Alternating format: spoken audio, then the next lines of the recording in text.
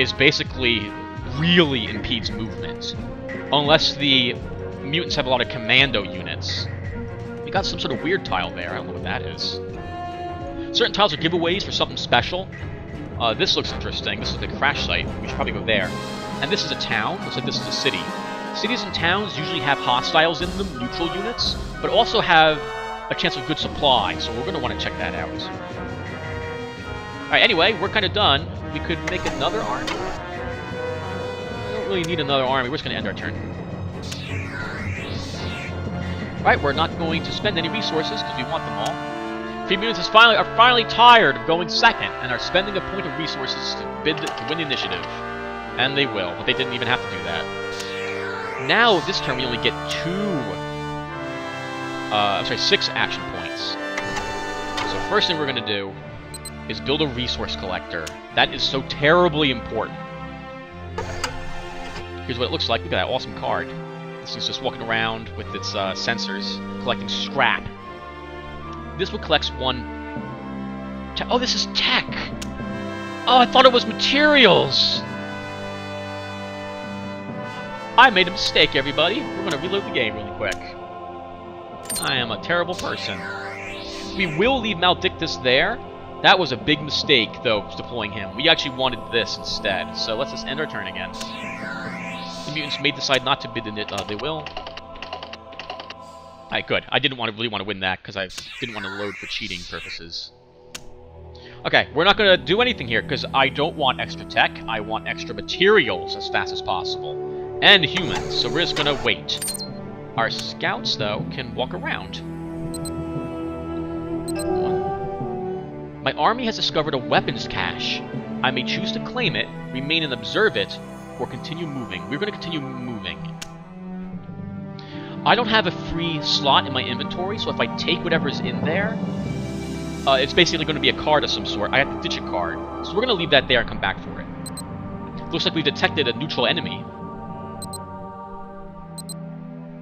Neutral enemies. Oh, and energy. What have we got here? Howlers. And here? Tentacle beasts. Holy crap. Okay, so let's explain the things we got. We've marked this as saying, hey, we discovered something here. This is really cool, so we can come back here later if we need to. Here are tentacle beasts. These things are really strong. They have 4 attack. Alright, maybe that you don't consider them that strong. 2 defense, 5 hit points, and 5 resistance. They have 1 movement. We haven't enabled Cults of the Wasteland, so they're not going to move around at all. Range 1, so they can't hit anything 2 rows. But they have Neurotoxin 4.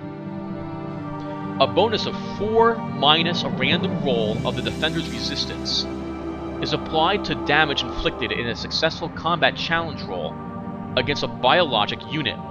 What this means is that if it hurts one of my cyborgs, because that uses human resources, it's a biological unit, it has a chance to inflict extra damage, up to 4 more points of damage to that unit.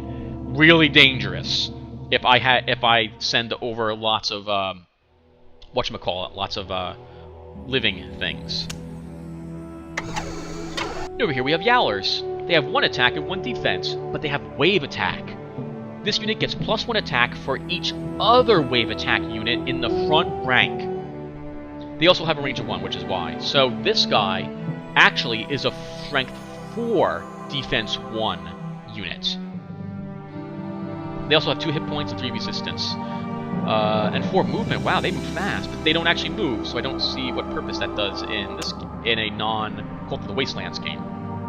So we know where these guys are. We might lose vision on them when we move away. When we begin the next round, we don't really remember he's there, so he's going to fade. But this guy we still have sight to. In fact, we can see the strength of our current observation here. We've got strength 8 here, 6 is around, and strength 7 here. Why do I have strength 7 there?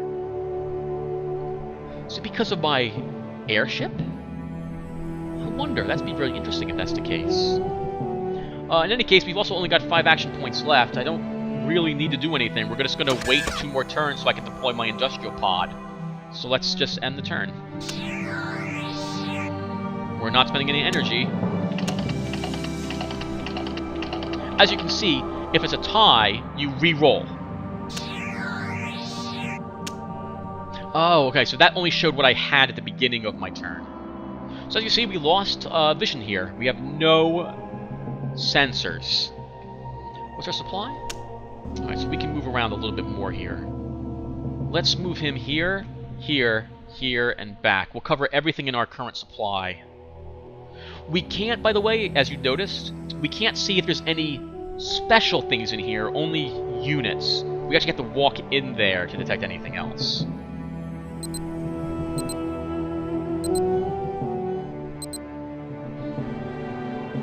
Alright, that's good enough. We'll go here, next turn, and then 1. That's 1, 2, 3, 4. Start pulling him back, I guess.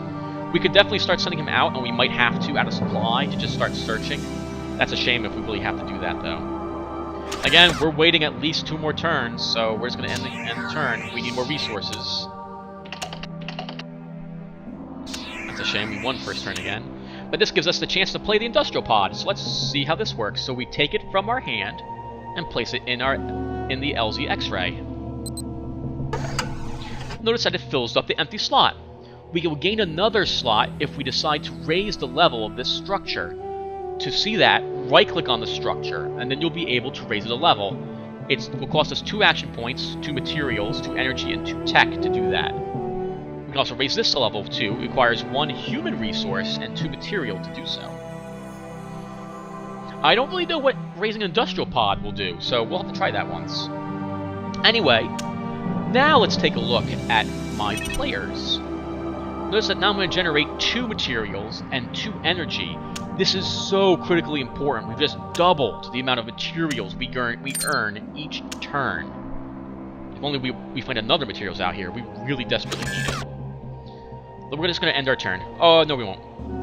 Never mind, we gotta move this guy. That's right. 1. Oh, I messed that up. Oh, my army has discovered an abandoned military depot.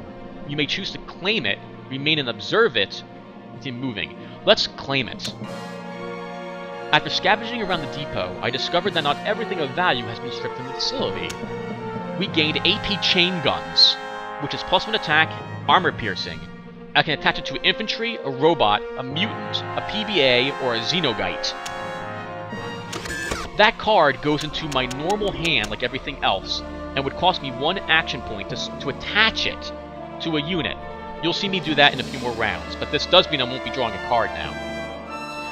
So what are these things that we see over there? Well, infantry includes things such as, I think, is this an infantry? Yep, see? Advanced cyborgs, machines, unit, infantry. A robot, that would be my Scourge platoon, could also have this. It has armor piercing. A bonus is applied to damage inflicted in a successful combat attack against all targets. So I guess this inflicts 1 extra point of damage if it hits. If I lose the unit that this is attached to, this is destroyed. You can't remove it from something once it's attached. Or at least I don't know how.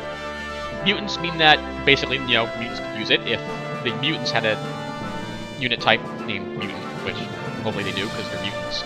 Powered battle armor, which includes Space Marines, and Xenogites, which are kind of the infantry of the Cthulhu creatures. So again, we're done. Let's save the game. I'm actually really nervous because we should have been seen by now. And I may lose the game if they just walk a guy right into this base of mine. But I can't really afford to spend any more resources. Won again. Wow, we're nice. We're winning a lot. Alright, let's start deploying some stuff.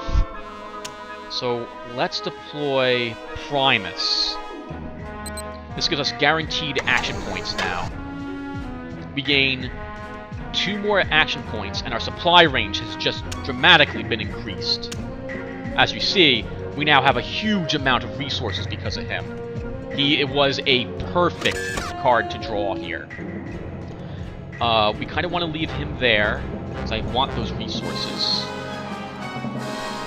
Let's think here. Well, I need more materials, so we're going to start scouting it out.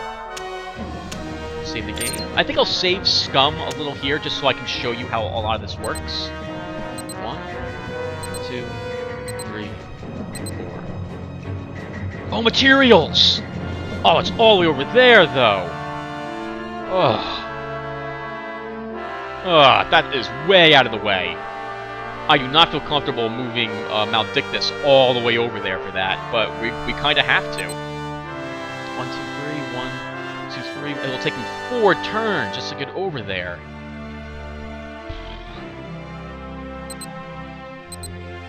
We'll leave him here.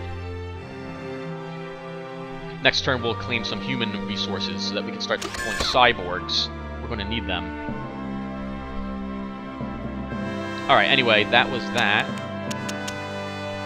Oh, you know what I can do? I can send Mizira over there instead. Because if she dies, that will be a shame, but she's not as important as the others. So, I didn't actually explain her, did I? She has a command rate of 1, or he has a command rate of 1. It has a command rate of 1. Which means that, basically, this doesn't lead armies. It can have a bodyguard walking with it, but if you're looking to do battle with Mizira, something's gone horrifically wrong. Well, hopefully, it won't come to that. In any case, we're just going to end our turn here. Actually, no. Let's make another hand. Another army.